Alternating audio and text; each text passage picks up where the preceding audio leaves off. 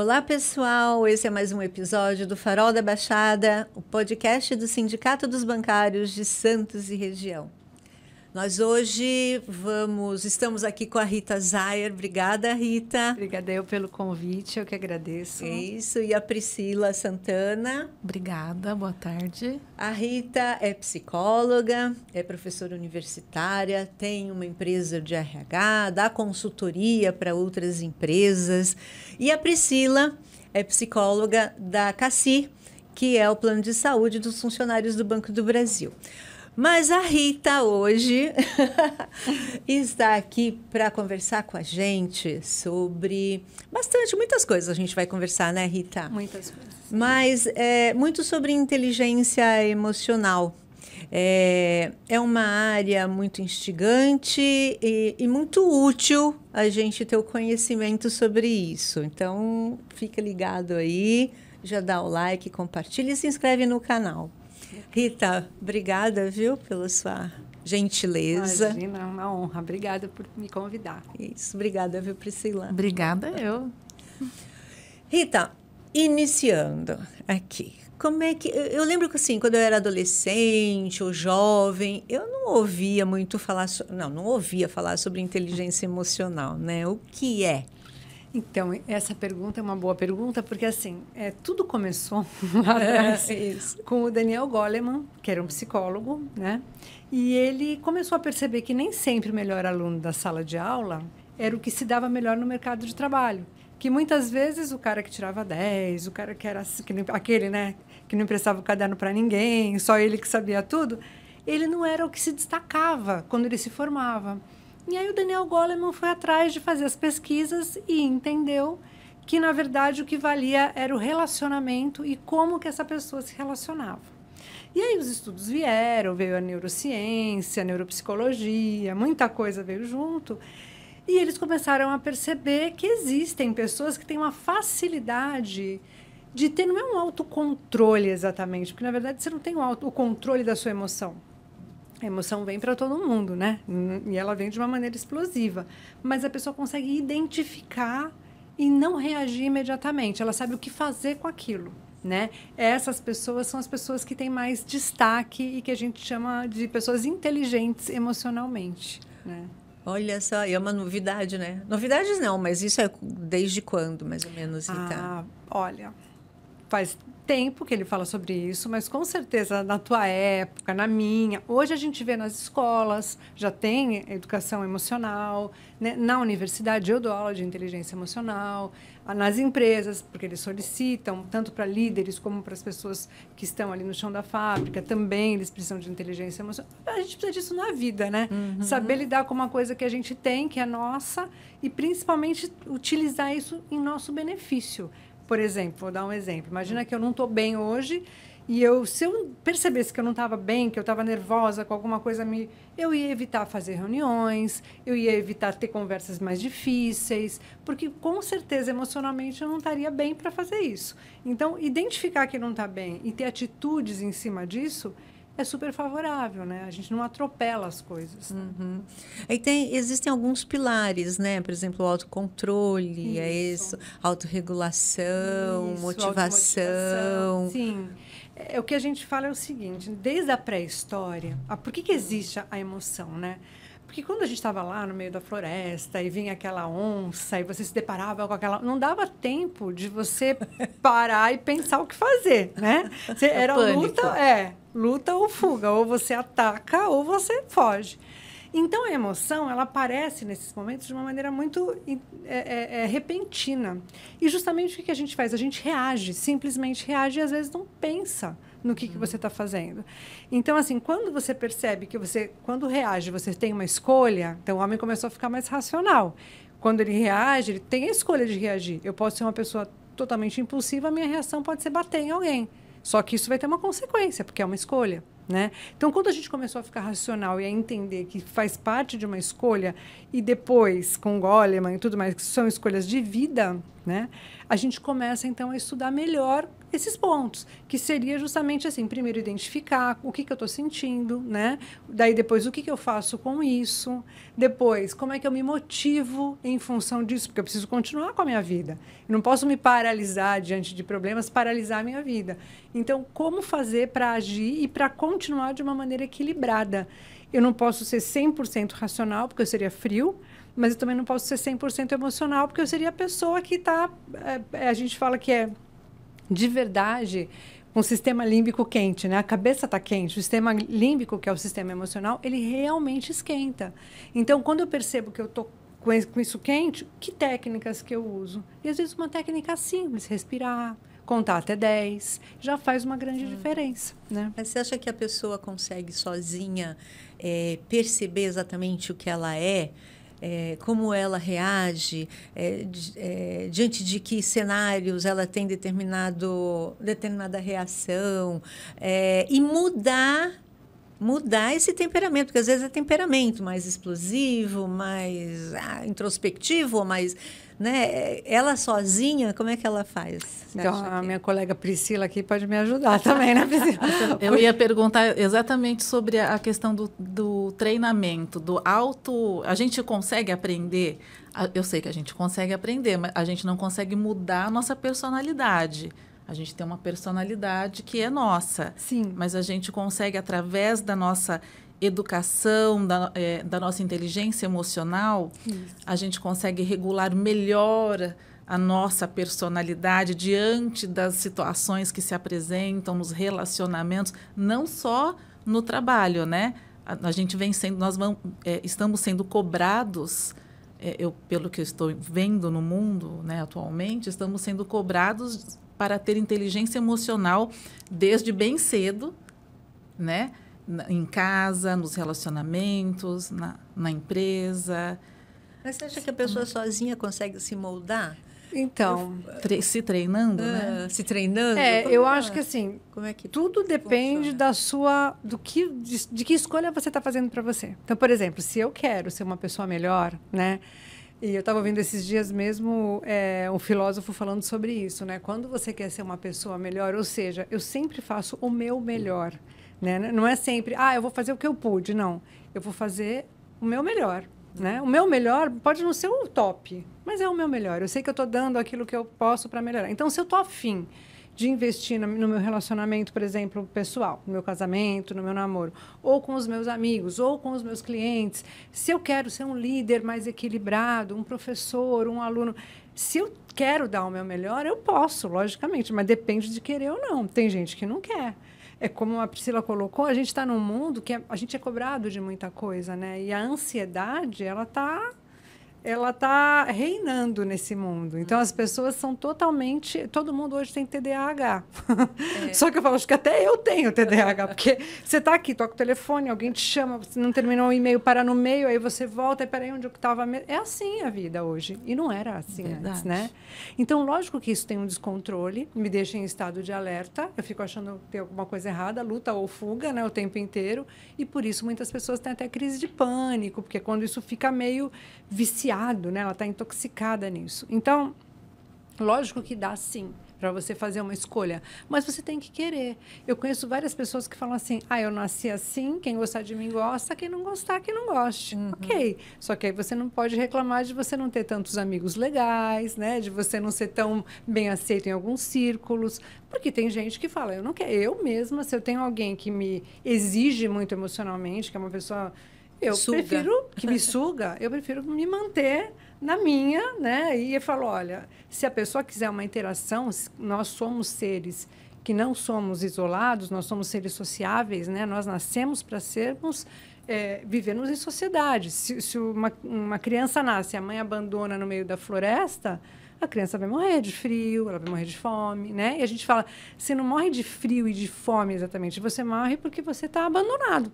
né? É o abandono que faz você morrer. Então, eu preciso do outro. Isso daí é da nossa natureza. Sim. Já que eu preciso do outro, eu preciso aprender a fazer esses vínculos. Não é todo mundo que pensa como eu, não é todo mundo que fala a mesma língua que eu falo, que história do jeito que eu gosto de história. Não, cada um tem o seu ritmo. Então, aprender a ter esses laços. Para isso, a empatia, por exemplo, é um dos pilares da inteligência emocional. E a gente fala, o que é empatia, né? É muito difícil você ter empatia, porque a gente fala assim, se eu fosse você, eu não choraria. Se eu fosse você, o que eu estaria fazendo? Chorando. Se a pessoa está chorando, se eu fosse ela, eu estaria chorando. Então, eu já começo errado na minha frase, se eu fosse você, eu não choraria. Se eu fosse ela, realmente, eu estaria chorando, porque ela está chorando. Então, eu sei que eu nunca vou ser exatamente, ou sentir exatamente o que o outro sente. Isso a gente realmente não consegue. Mas eu posso me aproximar muito disso, né? Mas eu preciso querer. Para isso, eu tenho que fazer o quê? Ouvir, né? E a gente não ouve. Hoje, a gente está num mundo que ninguém te ouve. Você vai contar uma coisa, a pessoa nem ouve e já te conta uma dela que é igual ou pior que a sua. Então, assim, aprender a ouvir. Como se isso fosse empatia. Como se isso fosse empatia. É um equívoco. É um equívoco, né? Ouve, às vezes a pessoa só quer ouvir. Quantas vezes eu estou trabalhando, a pessoa chega, fala, e eu fico sem saber o que falar. A pessoa vai, eu estou atrasada. Nossa, mas não deu para conversar. Não, mas eu só queria desabafar. Aquilo já fez bem para ela. Ter alguém que está ali com ela, que está ouvindo, que está disposta, né? Então, eu acho que a vontade tem que imperar, né? Eu tenho que querer fazer isso. Não é fácil, o autocontrole. Como a Priscila colocou, nós temos a nossa personalidade. E, com certeza, quem tem personalidade mais brava, mais irritadiça, tem muito mais dificuldade de ter esse autocontrole. Mas, se quiser, é possível. Como você perguntou, Eneida, é possível. Tem que querer, mas é mais difícil, então ela tem que querer, com certeza. Né? E eu acho, porque eu fico pensando assim, você tem que ter um autoconhecimento, ou fazer uma análise sua correta. E é tão difícil você fazer a análise correta, né? Porque eu acho que a gente é muito parcial e muito tolerante com a gente mesmo. Então, todas as reações que você tem, ou o jeito que você é, sempre tem um porquê, uma desculpa, ou um argumento que você vai buscar para validar aquela atitude, para validar aquele comportamento. E aí, então, você se distanciar de você e dizer, olha, eu tenho que mudar isso, ou eu preciso ser dessa maneira.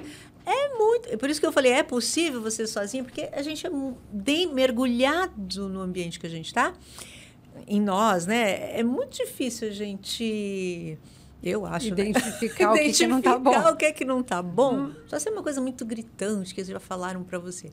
Mas são muitas coisas, né? Mas quem que te fala o que não está bom? É o outro, né? Então, se eu estiver disposto a ouvir o outro, eu vou começar a perceber. Tudo bem, o outro pode estar falando uma bobagem, mas se aquilo se repete 2, 3 vezes, uma pessoa fala, a outra também fala, opa, acho que eu tenho que prestar atenção nisso. Quantas vezes eu mesma achava que eu era uma pessoa delicada, eu fiz gestão de uma empresa de RH, e eu passava por estresse, e eu achava que eu sempre me achei uma pessoa educada. E teve um dia que uma funcionária falou, Rita, por que você está falando comigo desse jeito? Eu falei, eu tô falando normal. Não tá, não. Aí veio a outra... Ritinha, você está falando comigo desse jeito? Por quê? Mas eu estou falando normal. Não tá, não. Justo você. Justo eu. Uma psicóloga.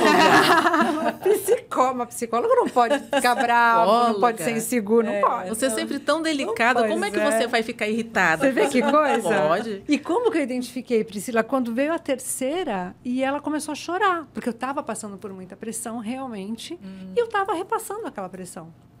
Quando eu me toquei daquilo, eu falei, gente... Não é possível, eu tenho que parar para prestar atenção. Eu realmente acho que eu estou alterada.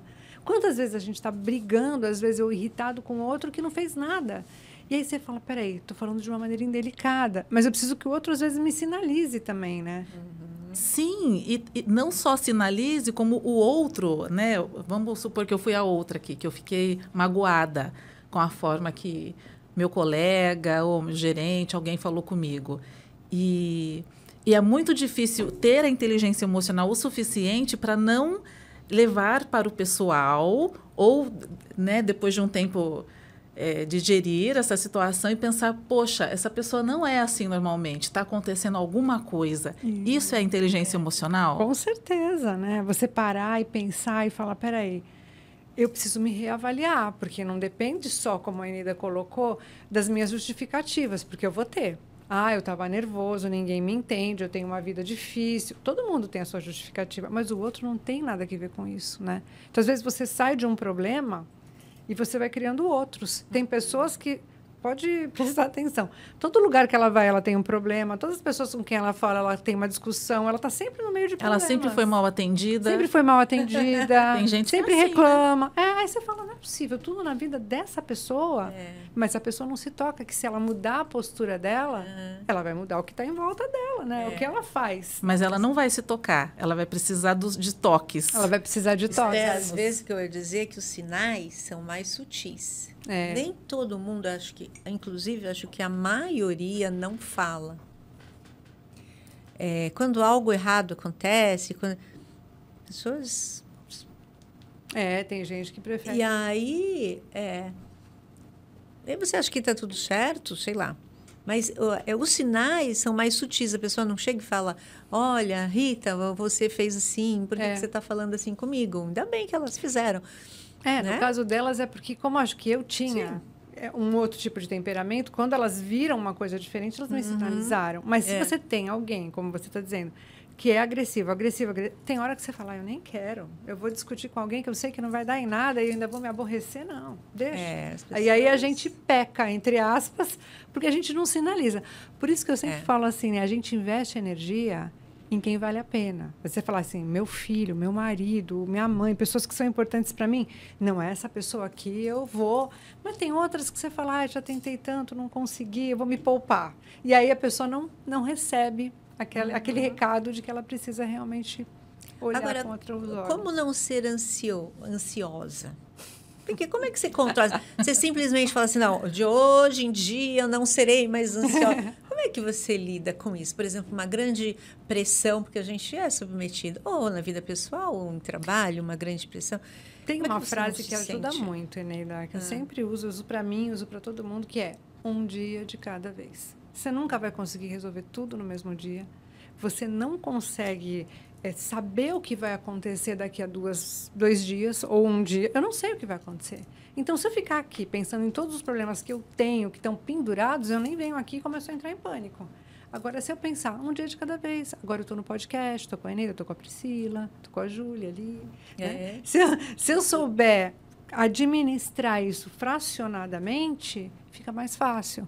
Porque a vida, ela sempre vai ter problemas. Eu nunca vou chegar num ponto da minha vida que eu vou falar, agora não tem. Não. Ou é saúde, ou é financeiro, ou é relacionamento. Sempre vai aparecer. Mas se eu confiar um dia de cada vez e que eu consigo resolver devagar, eu me sinto mais tranquilo. Né? Eu não entro tanto em pânico, eu não catastrofizo tanto, porque a gente vai muito para a catástrofe, né? E essa catástrofe, ela é muito daquela época da luta ou fuga. Porque, você falou da ansiedade. Vamos lembrar do homem lá, pré-histórico, que estava na floresta. Aí ele passava e via uma onça. E ele continuava o caminho dele para a caça que ele tinha, mas ele sabia que tinha uma onça perigosa ali. Ou que tinha uma fruta que ele não podia comer, que era venenosa, vamos supor. Ele continuava o caminho dele, e o que ele tinha que fazer nesse caminho? Não posso esquecer que tem uma onça ali. Aí aquela fruta eu não posso comer. A cabeça deles era assim. Não tinha placa, né? Uma onça, ou fruta que não tinha. Então, isso tudo a gente meio que herdou. Então, eu tenho um problema, eu fico, não posso esquecer. Tá tudo bem. Aí, daqui a pouco, você lembra do problema. Ai, meu Deus, lembrei do problema. Se tá tudo bem, tem gente que fica procurando, né? A gente herdou geneticamente. De algum problema. A gente herdou geneticamente. Então, a neurociência diz que nós herdamos isso. Nós somos, então, aquela... A genética que deu certo. Os mais ansiosos sobreviveram mais. É exatamente isso. A gente fala, os nossos ascendentes, que eram tranquilos, ficavam vendo a lua. Eles foram devorados pelas feras. Quem sobreviveu foram os ansiosos, que estavam... Os neuróticos. Os atentos. Estavam fugindo de tudo. Peraí, radar ligado. Os que corriam mais que os outros, né? Aquela piada. Os mais inteligentes. Os mais inteligentes, mas nós viemos deles, então a gente herdou tudo isso, de alguma forma, né? Nossa, e eu imagino o quanto isso, você saber lidar com esse estresse, com esses problemas, tudo isso, essa inteligência emocional, o quanto de trabalho, de preocupação ou de sofrimento poupa Você no trabalho ou no ambiente pessoal, né? Familiar. Com Porque certeza. eu acho que tem a ver com a saúde mental, né? Você consegue se blindar melhor ou trabalhar melhor os problemas que vêm, né? Os estresses que estão aí decorrentes, não é isso? Total, tem a ver total com a saúde mental. Porque, assim, a gente acaba entrando em processos de doença mental, depressão, né? A própria depressão, a gente fala, quando a pessoa chega no ponto que ela não espera mais nada, né? Não tem mais esperança de que as coisas melhorem, não vê saída, não vê sentido na vida, né? E tudo isso vai trazendo para a pessoa, logicamente, falta de energia. Então, eu sempre falo assim, é um círculo vicioso, porque a pessoa que está com depressão, ela vai ficando sem vontade de fazer nada e sem vontade de comer também.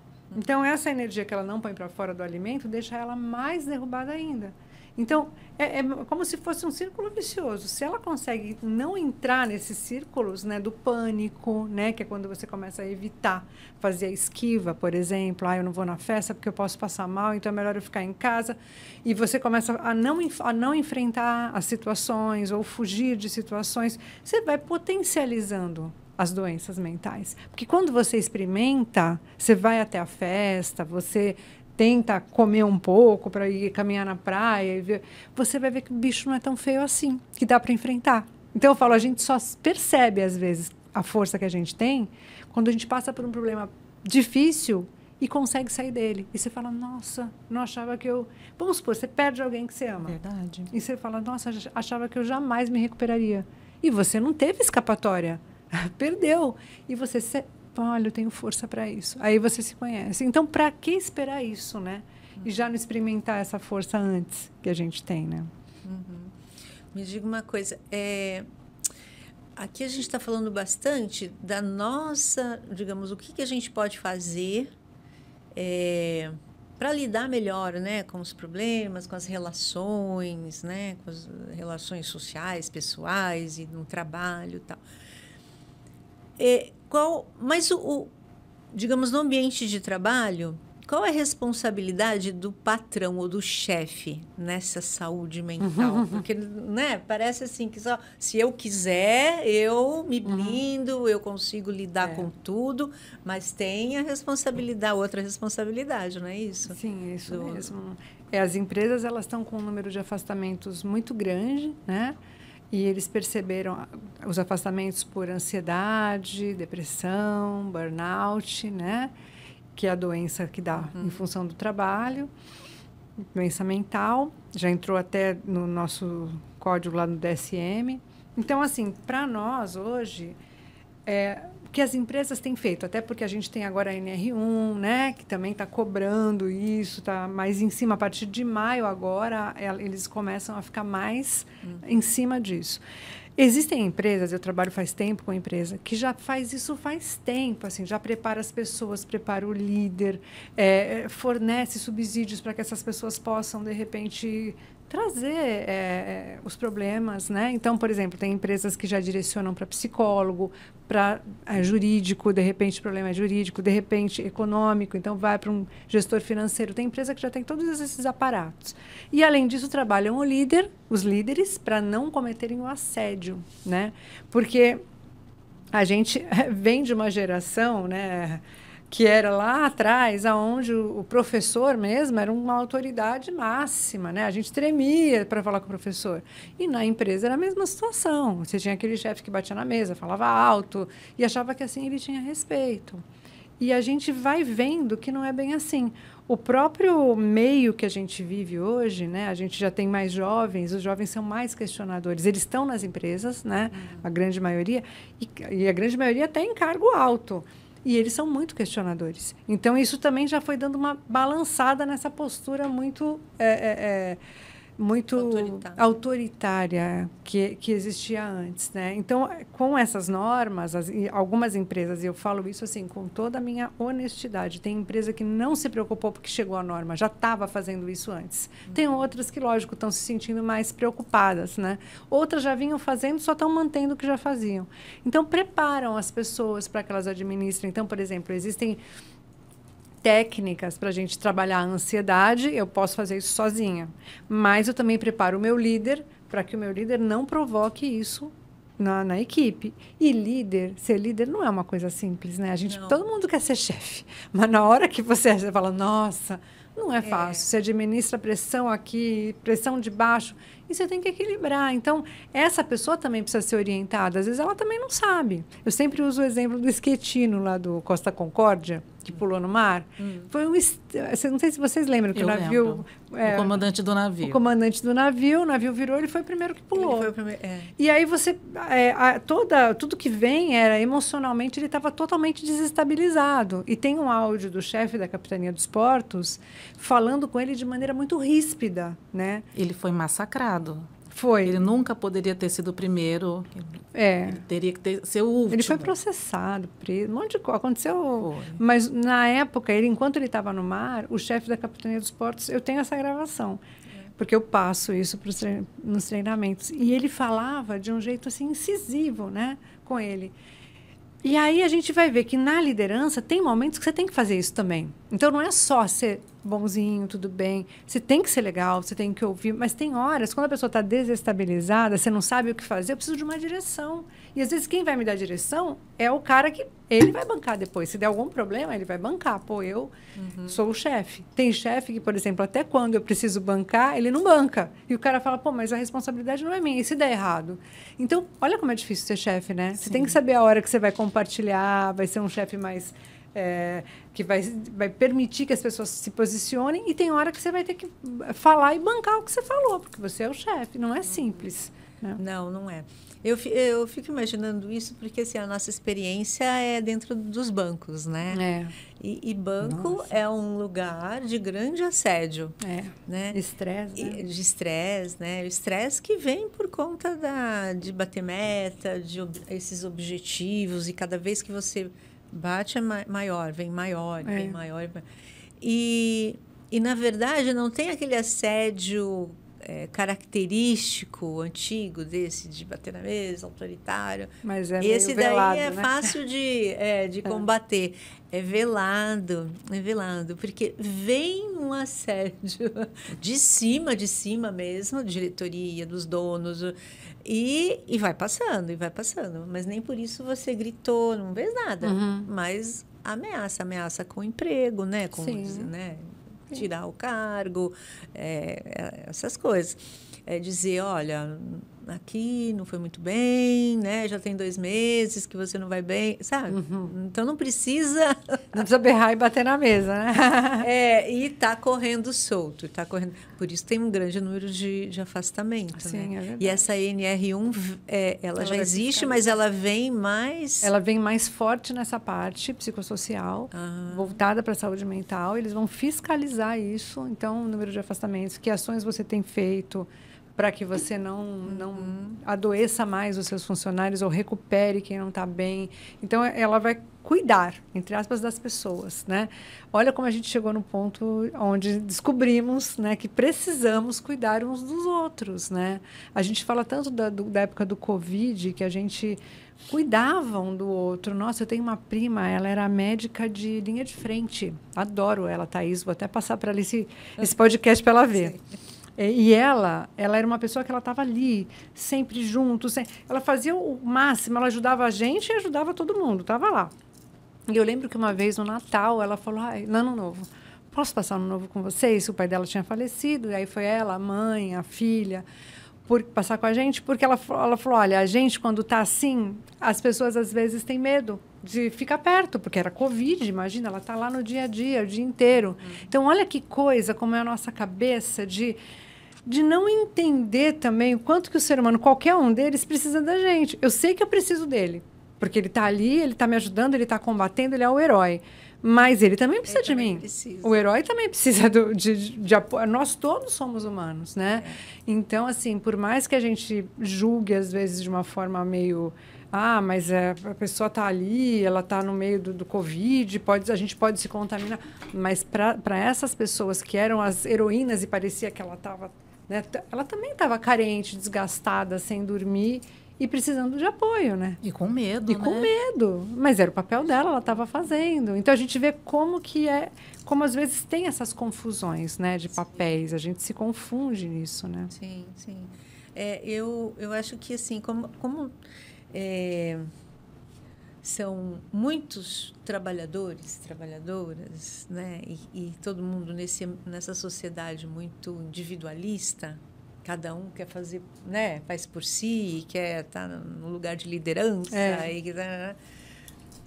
Você tem uma possibilidade de, esse aqui adoeceu, descarta esse e pega outro, né? Então, esse cuidado...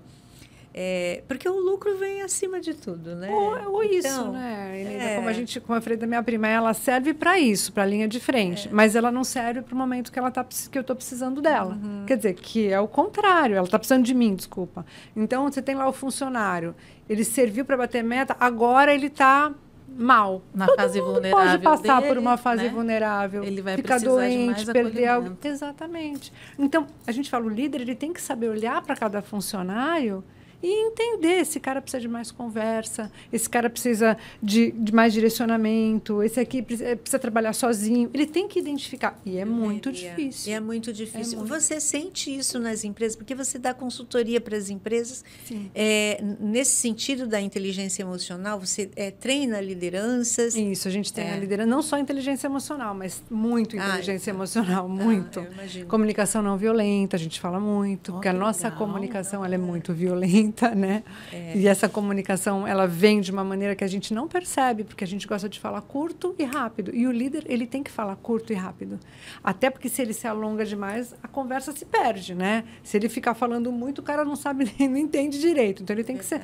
Só que ele tem que cuidar dos termos, ele não pode usar julgamentos, ele não pode. Então, as empresas, a gente fala de várias coisas nas empresas, mas assim. Eu acho que assim está muito ligado comunicação não violenta e inteligência emocional para a gente aprender a administrar tudo isso. Tem coisas que podem despertar no outro, são gatilhos para o outro, né? Que eu não percebo, mas eu estou às vezes também com raiva, vou lá e jogo para o outro uma coisa que para ele aquilo é morte, né? É terrível. Então a gente tem que aprender a ler quem está do nosso lado, né? Quem é o teu time. Sim. E você acha que as empresas no geral elas valorizam esse profissional, né? Elas estão buscando cada vez mais profissionais que saibam ter esse jogo de cintura, né? Sim, Eneida, porque assim, primeiro está se valorizando mais o ser humano mesmo, porque eu sei que o ser humano acaba adoecendo, e aí eu não tenho mais ele comigo para trabalhar, eu tenho que trocar, a rotatividade fica grande, ou afastar. Quando o afastamento, a gente fala que é o afastamento do CID-F, né? O CID-F são as doenças psiquiátricas de ordem da saúde mental.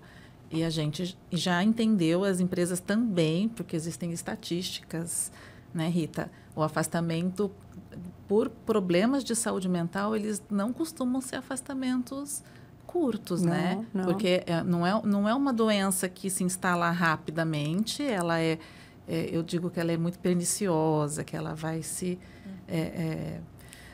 acomodando, vai corroendo. E quando chega no ponto que a pessoa precisa de um afastamento, ela não vai ficar afastada 5 dias e vai voltar ótima. Não. Ela vai precisar de um tempo de reabilitação, né? Até porque tem vezes que ela não consegue mais voltar para aquele chefe, para aquela equipe, não consegue passar na frente daquela empresa.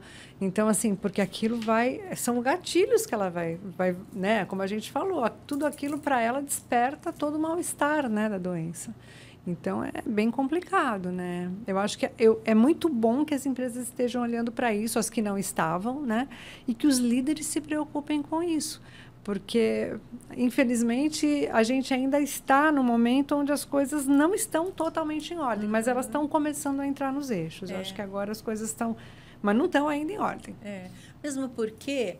Estava falando você troca, né, o funcionário, mas a rotatividade, ela tem um custo grande para a empresa. Muitas usam da rotatividade para aumentar os lucros, que a gente sabe. Eu só falo sempre do banco, né, que eu sei. Porque o salário vai ser sempre aquele mais baixo. O salário vai ser sempre mais... Mas também existe o custo de treinar aquele funcionário para chegar no ponto que, entendeu? Que ele deveria, porque ele entra cru, de demitir, não é? Então, eu acho que é mais inteligente cuidar, né? cuidar das pessoas.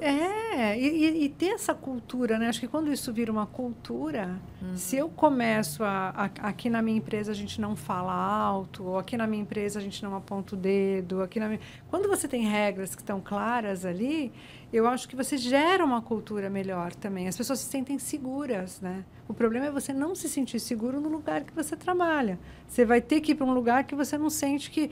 Imagina se você começa a pensar, será que estão me espionando? Será que o meu chefe está gravando o que eu estou falando? Você começa a ficar Será que paranoico. estão falando de mim? Será que estão falando de mim? Será que fulano é confiável? Ele falou isso, mas será que é isso mesmo? Gente... Porque tem isso também, né? A inteligência emocional... Ela tem essa questão do conseguir falar com as pessoas, falar, né? Dar o toque, conversar algo. Eu percebi alguma coisa aqui em você. Hoje parece que a pessoa não está bem, não deu aquele bom dia, né? E não é só... não a questão do assédio, do grito ou da briga. Existem comportamentos que ficam muito velados também, né? Que ficam ali por debaixo ali do pano... nos corredores, né? Atitudes que são mais sutis, mas que podem causar muito sofrimento, né? Com certeza. E que também tá ligado com essa questão da inteligência emocional. Sim, e às vezes o fato de você passar pelo seu funcionário, ver que ele não está bem e perguntar, tá tudo bem? Para ele já foi visto. Tá tudo bem com você? Estou percebendo. Pronto, eu não preciso... mas aí ele vai se alongar, vai pedir isso, vai pedir aquilo. Não necessariamente. Só de você perguntar, olha, estou percebendo que você não está bem, vamos conversar a tal horário, faz parte do processo de liderança. A gente fala, uma coisa que o líder tem que ter é agenda, para poder conversar com as pessoas. Ele não tem, geralmente. Verdade. Tanto que, assim, tudo que ele... Vou fazer uma reunião com a Priscila. Se essa reunião se estende mais, se eu percebo que a Priscila não está bem, se de repente eu preciso ter esse tempo. Tem gente que faz assim, não, mas eu tenho que falar com a Priscila, mas eu vou entrar em reunião daqui a 10 minutos. Então é papum com a Priscila, e a Priscila às vezes nem entende metade do que é para ela fazer, mas ela tem que... O recado foi dado. Então fica aquela pressão, aquele estresse. Eu não estou dizendo que o chefe vai ter que falar o beabá e ficar horas explicando, não. A gente sabe que as pessoas até já sabem mais ou menos o que elas têm que fazer dentro da empresa, já conhecem o perfil do chefe delas. Mas o legal é que elas consigam ter um tempo, às vezes, para poder mesmo falar, olha, eu gostaria disso, eu tenho uma sugestão. Tem um termo que a gente usa, que é segurança psicológica dentro das empresas, que é justamente a pessoa poder levar as ideias... E quando ela leva a ideia, você colocar ela participando daquilo. Então, por exemplo, eu queria fazer, acho que a gente podia fazer aqui um canal de podcast. Então, Eneida, o que você pode me ajudar? Você consegue dar uma olhada, quanto fica? Com quem você pode falar? A pessoa se sente parte daquilo, ela vai te ajudar e vai se sentir ouvida. Mas o chefe fala, imagina, pensa que é fácil? Não é fácil assim? E cortou. Então, são essas pequenas entradas que a gente fala que tem que acontecer, né? Muito bom. Muito bom. E aí há quanto tempo você está com a sua empresa? Então, eu já tive uma outra empresa, saí, e a minha empresa, eu acho que faz uns 5 anos que eu estou com a minha empresa. E antes disso eu trabalhava com RH também, né? Depois eu saí, fui para uma empresa, que eu fui sócia, daí saí da sociedade e abri a minha empresa mesmo. E é isso, acho que a gente tem que ter acreditar nas pessoas, né? Quem faz psicologia... Não tem jeito, não né? tem. Você gosta de... E pessoas não são fáceis, não é exato. Eu falo, 2 mais 2 nunca dá 4 na psicologia. A conta não fecha. A conta não fecha, né? Cada um tem uma maneira de pensar, de ver a vida. A gente fala muito da questão do mindset, né? Qual é o teu formato de pensamento? Tem pessoas que olham tudo pelo lado ruim, não vai dar certo, vai demorar, mas e se não sei o quê? E tem gente que não, que está sempre tentando se ajudar, se pôr para cima, não, eu preciso de força. Então, identificar que eu preciso de força para continuar e saber como olhar para o mundo de forma que essa força chegue até mim, é o que a gente espera, né? É perfeito. Ter um otimismo, né? Um otimismo de pensamento, né? Ser algo para cima, né? Eu acredito. Eu acho que, assim, o que eu andei vendo, às vezes, como é que eu vou dizer? Eu acho bastante válido, né, tudo isso, e acredito que tem essa parcela muito grande de como você se encara, como é que você encara as suas possibilidades, como é que você encara as coisas. Mas acho que às vezes tem umas, não sei o que você pensa, tem uns radicalismos, digamos assim, que é, por exemplo, vou dar um exemplo. Eu vi um vídeo outro dia que era a moça falando, se você coloca uma capinha no celular, você está jogando uma vibração negativa. Por quê? Por quê? Porque se você põe a capinha achando que é para proteger o celular, porque você não vai ter dinheiro para comprar outro, porque isso aqui foi muito caro, tal. Você tá se jogando para baixo, entendeu? Tem uns... Não está vibrando na prosperidade, na prosperidade. Até tem um comentário dizendo assim, então... Para de pagar o plano de saúde, porque você está pensando que vai ficar doente. Boa. Não é boa. Então, tem algumas coisas que levam para uns coaches, uns negócios assim. Até coach quântico, a gente fez um podcast muito interessante com o Leonardo Silva. Que legal. Ele é físico quântico, a especialidade dele, é professor da Federal. Maravilhosa. Maravilhosa. E a gente falando disso, do coach quântico, colchão quântico, advocacia quântica. Não sei, quer dizer, que tem coisa que você nem começam a explorar. Pode acontecer. Pode ser um coach quântico. Não é? Você não percebe isso sim. também, mano? Então, essa questão do mindset vai muito de encontro ao que você colocou no começo, assim, como é que as pessoas se como é que eu me cuido para não cair num problema. Então, tem uma historinha de 2 maratonistas, né? E eles foram correr, disputar. E no meio da disputa, começou a chover. Quando começou a chover, o que estava para frente começou a perder lugar. E o que estava lá atrás foi ganhando, chegou em primeiro lugar. Aí veio o repórter e perguntou por que perdeu lugar. Falou, você estava quase ganhando, o que aconteceu com você? Você acabou indo lá para trás. Ele falou, eu não tinha treinado na chuva e eu não esperava que a chuva chegasse, né? Então, eu tive que ficar aqui brigando com a chuva, porque eu não tinha, né? Aí foi lá e perguntou para o primeiro lugar. Falou, olha, como é que você conseguiu sair de lá de trás? Ele falou, eu não tinha treinado para chuva e eu não esperava que estivesse chovendo. Mas eu fiquei brigando com a minha cabeça para que ela se mantivesse bem na chuva. Então, essa é a diferença. Um brigou com a chuva, o outro brigou com a cabeça. Eu tenho que lembrar aonde eu quero brigar, né? Como você falou, a pessoa sempre se justifica. Não, é porque choveu. Não, é porque... Não, peraí. Não é o que fazem com você, é o que você faz com o que fazem com você. Porque você vai ver pessoas que passaram pela mesma situação que você, tiveram atitudes diferentes, né? Então, eu posso ter escolhas mesmo assim. Sim. Quem falava isso era o Viktor Frankl. Não sei se você conhece. Ele é da área da logoterapia, ele é um psicanalista e ele foi para o campo de concentração. E ele já escrevia sobre o sentido da vida antes. E aí ele foi com a família para o campo de concentração. E lá ele foi tentando estudar tudo isso, ele fez coisas maravilhosas, mas para não alongar essa história, ele fala que você sempre tem a oportunidade de escolher, até na hora da morte. Porque ele conta de pessoas que iam para as câmaras de gás com o peito estufado e com uma oração nos lábios. Então ele fala, era uma escolha. Ele podia ter ido de uma outra forma, mas eles escolhiam rezar, ir rezando ou fazendo aquilo que eles acreditavam. Então, até nesse momento, você tem a escolha. Sim. Quando a gente percebe que é escolha, você fala, a responsabilidade é minha, eu estou escolhendo. Se vem ruim, é porque eu escolhi de uma maneira que não era mais adequada. Então, eu posso aprender. Porque aí é que entra a questão, né? Eu errei. Eu sou uma porcaria porque eu errei. Não. Eu posso aprender para não errar novamente, para tentar fazer diferente. Essa é que é a grande beleza do erro, né? Não simplesmente ficar se lamentando e se achando uma porcaria porque você errou. Sim, adquirir sabedoria, né? Adquirir sabedoria, isso aí. Por isso que quando você fala de pessoas que dizem assim, eu sou assim, não vou mudar, quem quiser que goste de mim assim...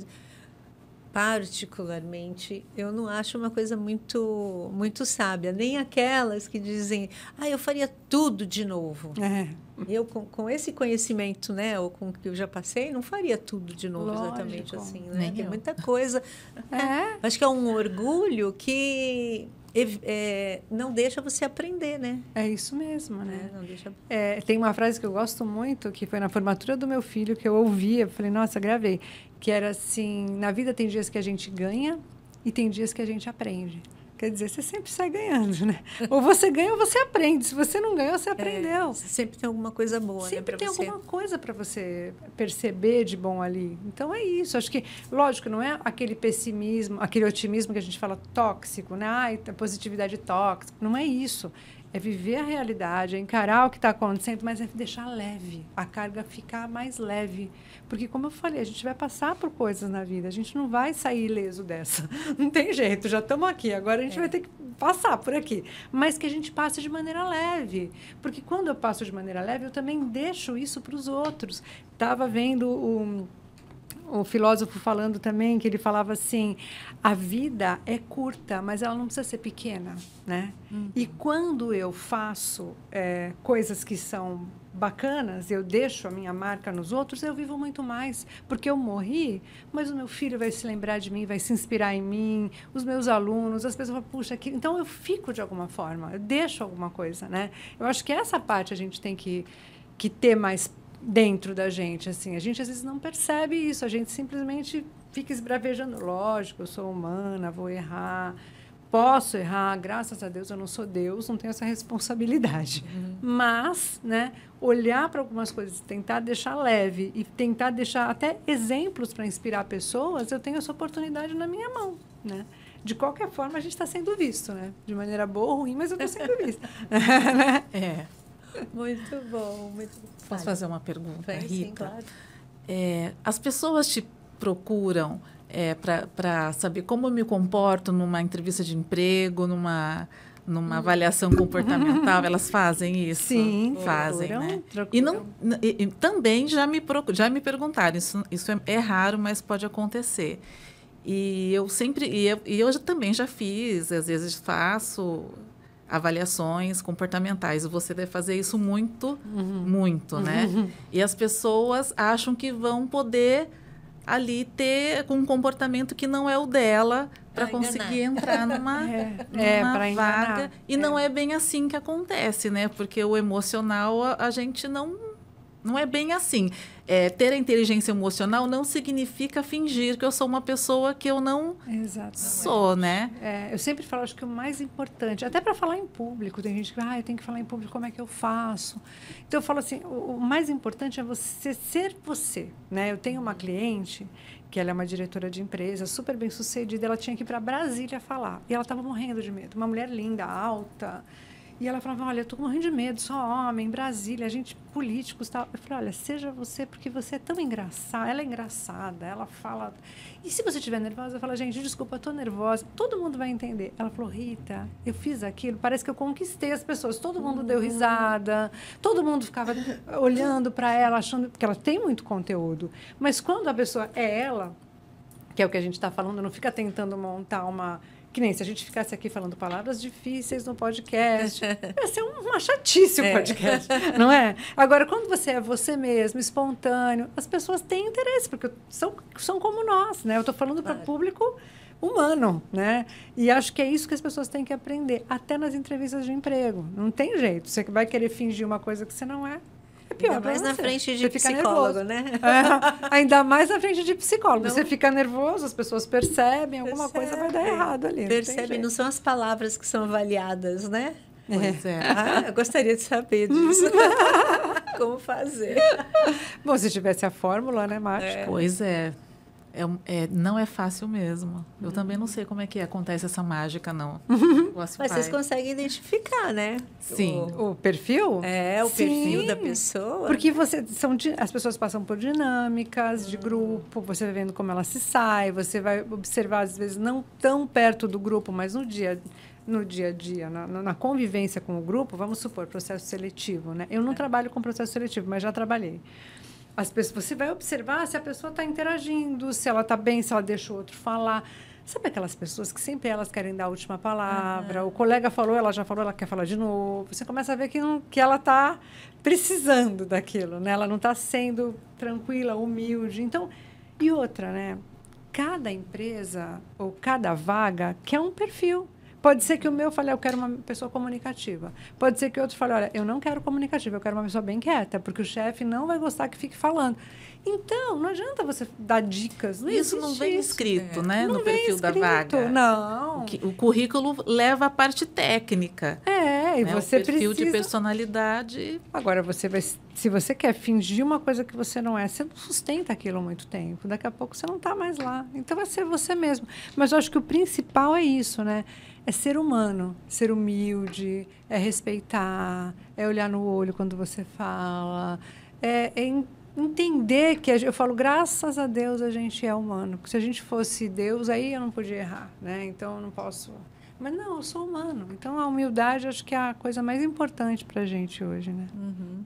Ele é interessante porque eu acho que mais antigamente assim era mais o currículo, a parte técnica que valia. Hoje a personalidade, né, o perfil da pessoa que se encaixa naquela vaga mais conta muito, né? Conta muito. É isso mesmo. Antes eles contratavam pelo currículo e demitiam por comportamento. Hoje eles já contratam por comportamento, porque eles sabem que eles vão demitir por causa de comportamento. Então é comportamento. Às vezes a pessoa já faz teste comportamental antes no próprio, quando ela está se aplicando ali para a vaga, ela está fazendo já o teste antes de chegar na entrevista, para ver se ela tem um perfil assim, ou assado, tal. Então, é interessante isso, né? Contratava pelo currículo e demitia pelo comportamento. E agora porque não é o que você estava esperando. Você estava esperando uma pessoa quieta, ou pessoa comunicativa. Né? É isso aí. E agora eles já contratam por comportamento porque eles pensam assim, a parte técnica eu consigo te dar. Uhum. Então, por exemplo, você tem lá a escolaridade que eu quero, uma certa experiência, tal, mas você não tem o curso tal, que era importante lá.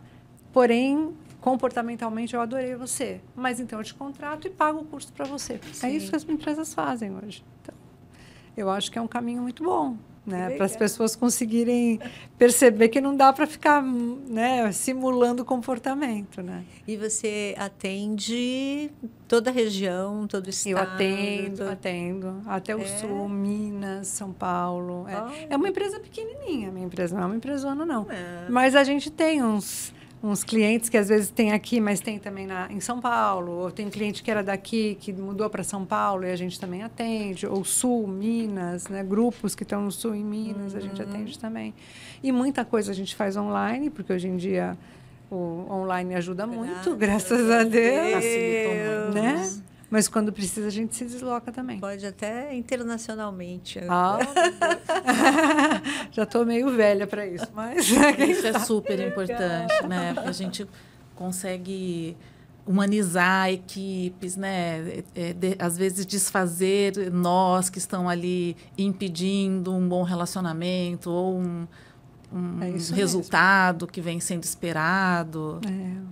E às vezes a gente percebe coisas assim no ar, né? Você está dando um treinamento e você vê o conflito ali entre duas pessoas ou entre o líder e o time, e aí a gente já prepara para o próximo dia alguma coisa que o profissional de fora. Isso é super importante, esse olhar, isso. né? O olhar fresquinho, o olhar de fora. Você não está contaminado, né? Porque muito quando você bom. está lá, você já tem partido.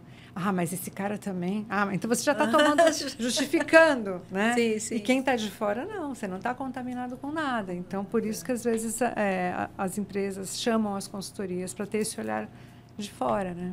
Que legal. Priscila, tem mais alguma coisa? Estamos chegando. Eu tenho um monte de perguntas. Tem um monte de perguntas. Que o tempo está passando, a gente quer falar. Eu fico pensando nessa geração nova, a geração Z. Nossa. Como é que eles estão caminhando com essa questão da inteligência emocional? Olha, se a gente filmasse o olhinho dela agora aqui, hein? Tá difícil, fala bem baixo, né? tá difícil. A gente vê que tem muito problema de saúde mental nessa geração nova. A gente vê que está... E, lógico, vocês sabem, não é novidade, a gente fala que as redes sociais estão ajudando muito isso, né? Então, as exposições, as comparações, que na nossa época não tinha, né? Você brigava com o teu namorado, você não sabia se ele estava com outra, o que ele estava fazendo. Ainda bem! Agora, hoje, não. É na hora, ali, no mesmo dia, e fora todo o controle que você pensa que você tem, né? E essa geração, embora não sejam todos, né? Mas é uma geração que ela tem muitas facilidades. Então, por exemplo, você pode tomar quanta Coca-Cola você quiser, você pode comer quanta massa você quiser. E você não precisa. O teu corpo, ele não precisa de tudo isso, mas eu tenho tudo muito fácil ali. Então, tem até um livro que se chama Nação Dopamina. Ele fala que essa geração, ela é uma geração que ela gosta de prazer em excesso. Então, ela não tem muita resistência à frustração. Acontece um problema, você tem que aprender a lidar com o problema. Eu acho que, não vou perguntar particularmente, mas eu já passei por problemas sérios e acredito que vocês podem já ter passado também. E você tem que lidar com aquilo. Você não vai ficar se lamentando ou se trancando em casa. Não, você vai ter que enfrentar a vida apesar daquilo, né? E essa geração, ela tem uma certa dificuldade porque ela já foi conduzida num ambiente onde ela tinha acesso muito fácil a tudo. Então, a gente fala que tá difícil até se manter no mercado, porque temos uma parte que está no mercado e está bem, que são jovens, que estão assumindo cargos altos e tal, e temos uma boa parte que não está conseguindo se manter porque está ficando doente.